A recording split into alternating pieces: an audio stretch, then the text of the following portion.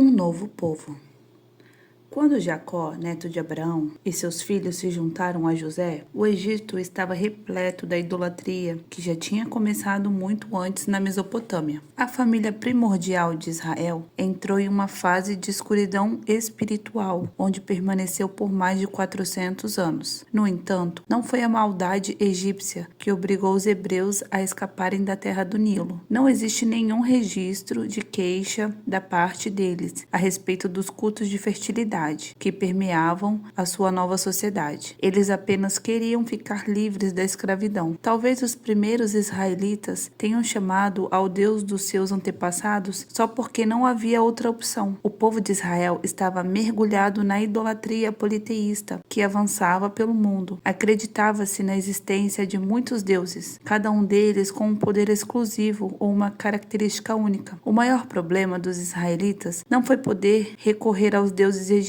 pelo fato deles serem estrangeiros. A esperança estava em voltar-se para Jeová, o Deus dos seus antepassados, Abraão, Isaque e Jacó. O Senhor tinha um plano e colocou um menino hebreu no palácio do faraó, onde ele seria treinado em toda a sabedoria dos egípcios. Os caminhos divinos não são os dos homens. Nós sabemos que, pela fé, Moisés, sendo já grande, recusou ser chamado filho da filha de Faraó, escolhendo antes ser maltratado com o povo de Deus do que por um pouco de tempo ter o gozo do pecado, tendo por maiores riquezas o vitupério de Cristo do que os tesouros do Egito, porque tinha em vista a recompensa. Pela fé, deixou o Egito, não temendo a ira do rei, porque ficou firme, como vendo o invisível. Hebreus capítulo 11, versículo do 24 ao 27. Deus não libertou o seu povo por engenhosidade humana e conexões políticas, e sim pela fé. O escolhido pelo Senhor para liderar a grande libertação do povo de Israel não queria uma posição elevada na corte do faraó. Em vez disso, ele escolheu afastar-se de tudo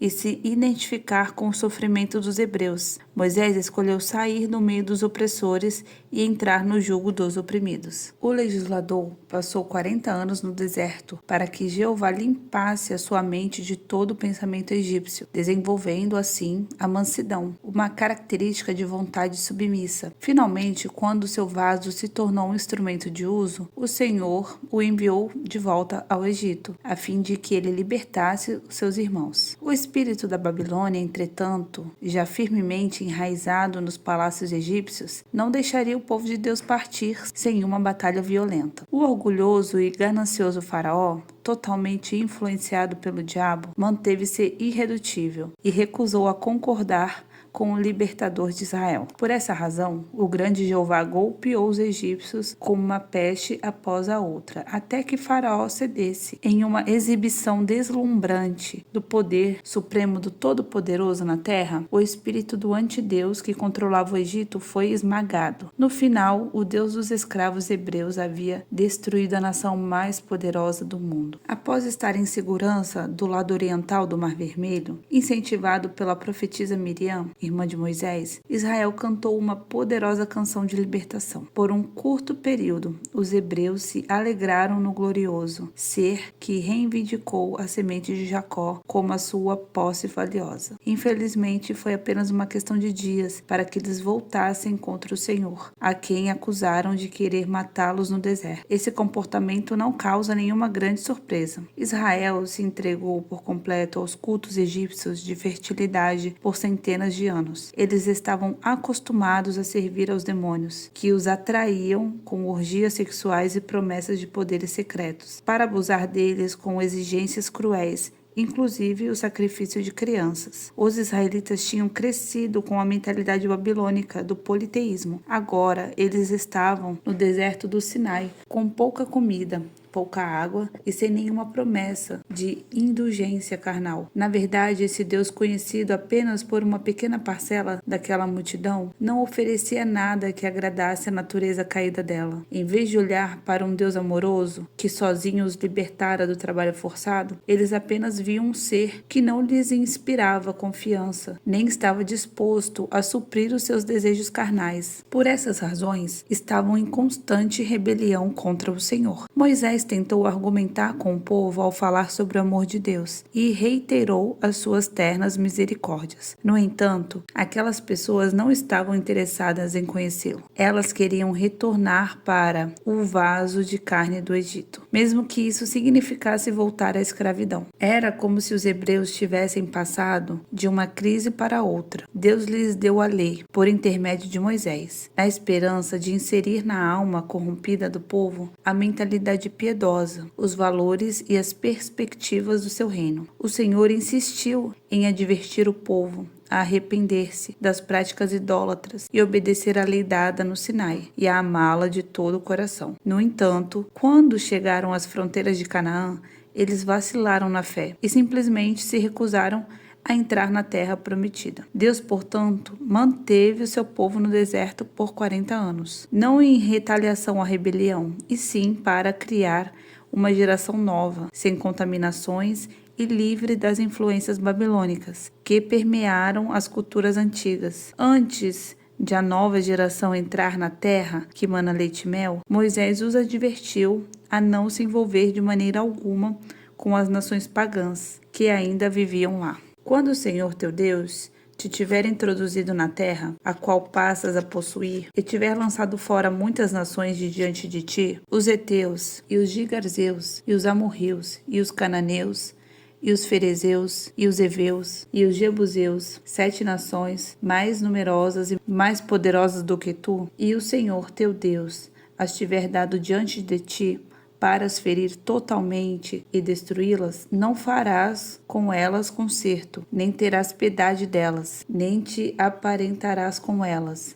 Não dará tuas filhas e teus filhos, e não tomarás suas filhas para os teus filhos, pois elas fariam desviar os seus filhos de mim, para que servissem outros deuses. E a ira do Senhor se acenderia contra vós, e depressa vos consumiria, porque povo santo és ao Senhor teu Deus. O Senhor teu Deus te escolheu para que fosses o seu povo próprio, de todos os povos que sobre a terra há. Deuteronômio capítulo 7, versículo do 1 ao 6. Infelizmente, pelos mais de 1000 anos seguintes, seguiu-se uma longa história de rebelião à autoridade de Deus e envolvimento com as nações pagãs próximas. Houve homens que não cederam aos desejos do mundo, é claro, como Davi, Josias e Ezequias.